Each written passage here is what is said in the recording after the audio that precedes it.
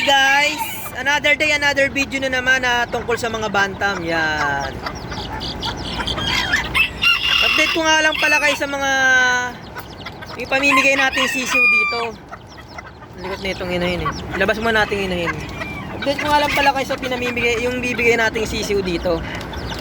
Namimili lang ako dito ng ipamimigay natin. Hindi naman lahat to kung ano natin ha. Yan o. So ano yun na, papakita ko, kilala na yung mga gender nito, papakita ko na sa inyo yung gender nito. Kung sino dito yung lalaki, babae, yan. Ituro ko muna sa inyo yung lalaki. Mga lalaki pala. Ito, lalaki to, yan o. Palong lumalaban na ngayon. Tapos to, lalaki to. Ayun, 50% pa na lalaki yun kasi alanganin yung palong niya eh. Yun, may say. Lalabas ko mamaya yan isa-isa para makita nyo. Yan. Namimili lang tayo ng pamimigay natin dyan. Kung natatandaan nyo sa yung mga nakaraang video ko, may binabigay akong sisiw sa katrabaho ko na sa ngayon ay malaki na, tumitilawak na nga eh. Yun na, mapapanood sa video yun, naglalaban-laban na nga sila eh. So di ako nagbibigay ng sisiw na sobrang laki na. Kasi pag sobrang laki na, inaano ko sa sparring yun, ginagamit ko sparring, pwede na rin ilaban.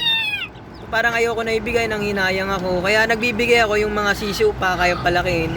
Kaya may challenge kayo mag-alaga ng bantam pag napalaki nyo yung sisiw nyo. Madali lang naman mag-alaga nitong bantam eh, pagkain, tubig.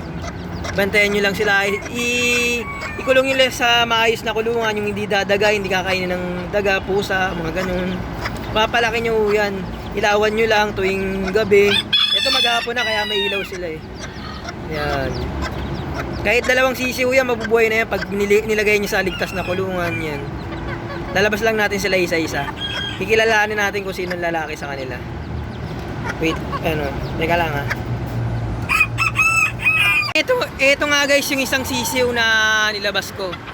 Ito lalaki na siya. Kita nyo naman yung palong, di ba? Ayan o, ang haba na, medyo umbok na. Tsaka yung ano niya, yung ilalim ng ano niya ilalim ng baba niya, ang kapal na lang lambi.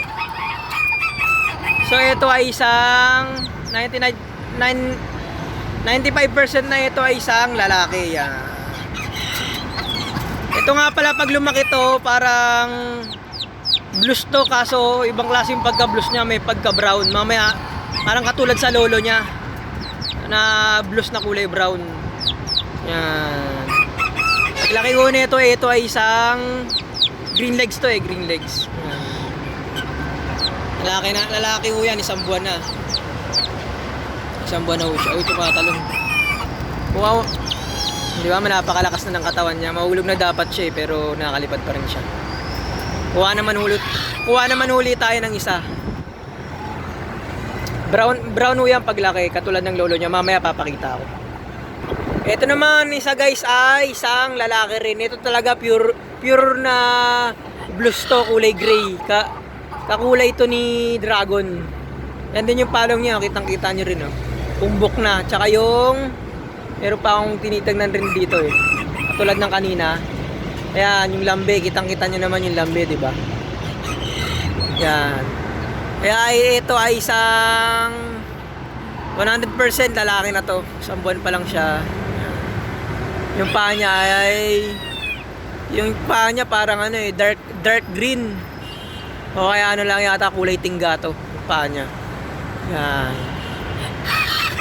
Ito, blues po to paglaki. Katulad ni Dragon. Kaya napapakita ko po sa inyo yung pagkakaiba ng kulay nung kanina. Kasi yun brown yun eh. Yung isa naman na yung kulay ng lolo nila. Kukunin ko lang yung lolo nila. Ay, hindi, kukunin ko muna yung isa kasi hindi ko alam kung lalaki yung babae yun eh. Mamasdan ko muna. Kunin ko lang. Ito naman isa guys ay hindi ko mawari kung lalaki o babae ito eh. Kasi yung ano niya, uy, lumipad ah.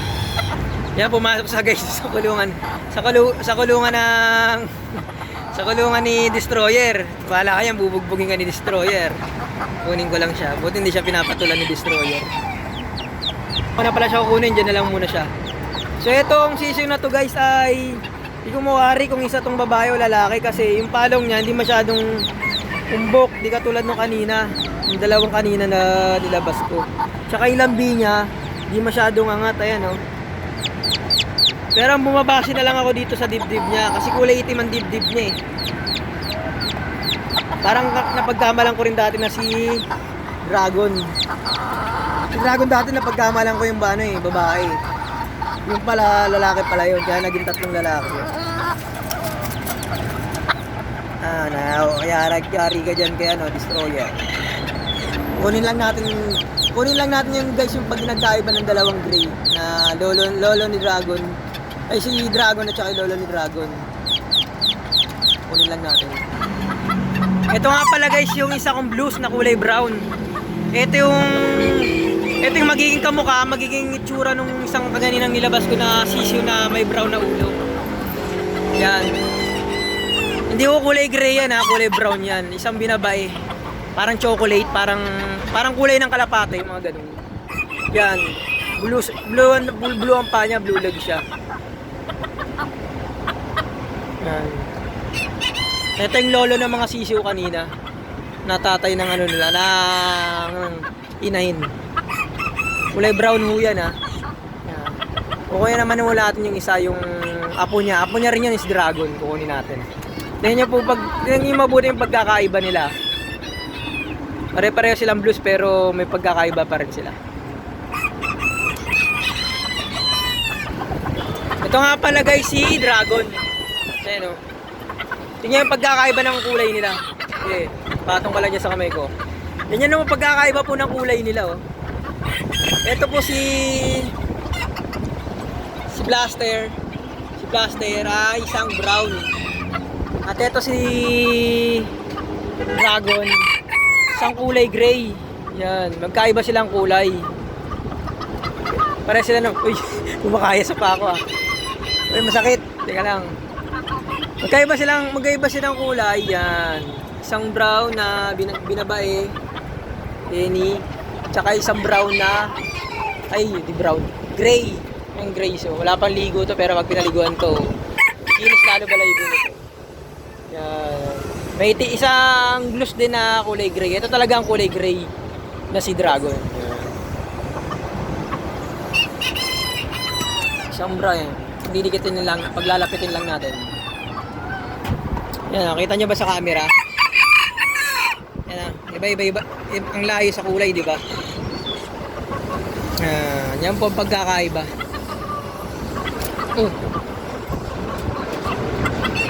Ngayon po, yung pamimigay ko pong bantam, wait lang ha. Ngayon po yung pamimigay ko pong bantam na kapatid nito ni Blue sa ina. Medyo palalaking ko lang po yun, bibigay ko po yun. Paglaki po nun, kamukha po nito ni Dragon dahil isang ina lang po pinagalingan nila. Magkaiba sila sa ama, pagkaiba yung ama nila. Pero kitang-kita nyo naman, blues din ang kulay. Mga binabae yun, yung dalawa na yun na pinakita ko, binabae yun.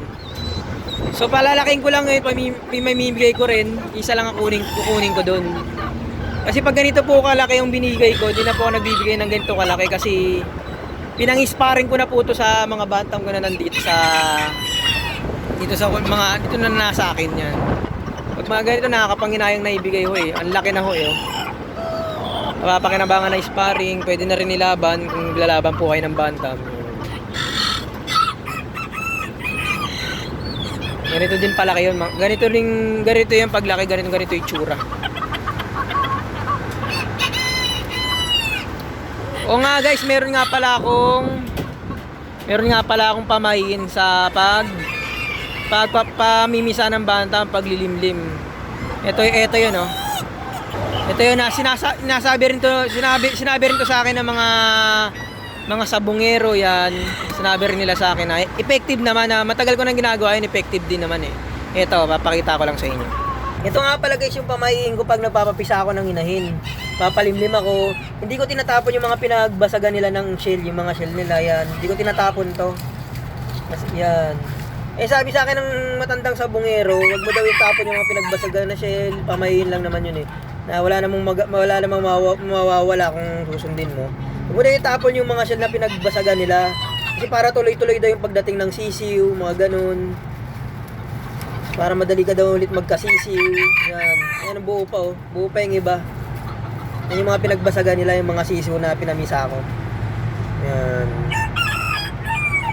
Kaya huwag nyo itatapon. Kaya huwag nyo itatapon yung mga pinagbasagan ng sisiw nyo ha. Itabi nyo lang. Huwag nyo iwawala. Isabit nyo lang yung plastic nyo lang. Yan. Baka pamayin. Mga pamayin yan eh. Pamayin lang yun ha. Na wala namang mawawala kung susundin mo.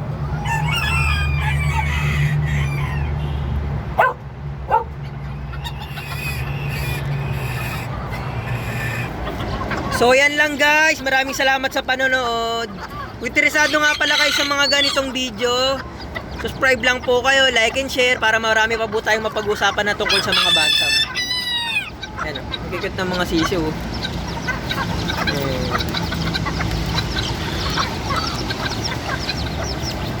Bye po muna!